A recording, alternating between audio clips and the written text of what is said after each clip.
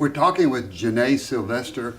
And Janae, welcome to the Dr. Bob Show. Well, thank you very much for having me. Your mother died 4 years ago. What Yes, was the cause of her death? She had lung cancer and it metastasized to her brain.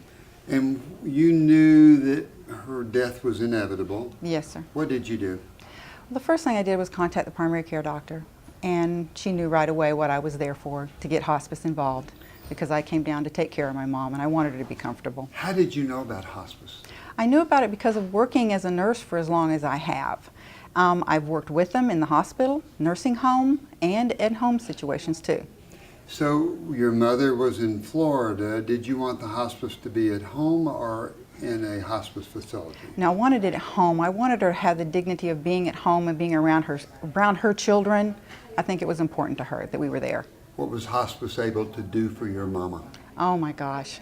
I mean, I just took a telephone call and I had every single thing I needed. I got the bed, I got all the equipment, I got all the medication that I needed.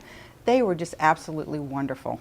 Did it help your mother? Yes, it did help my mom. It helped her understand what was really happening to her and helped her come to the realization, yeah, I am going to pass away. And they really helped her understand that. It was awesome. You know, it's such a sweet story. Death can be very private, and it can be very graceful, and it can be a really pleasant experience like Yes. that.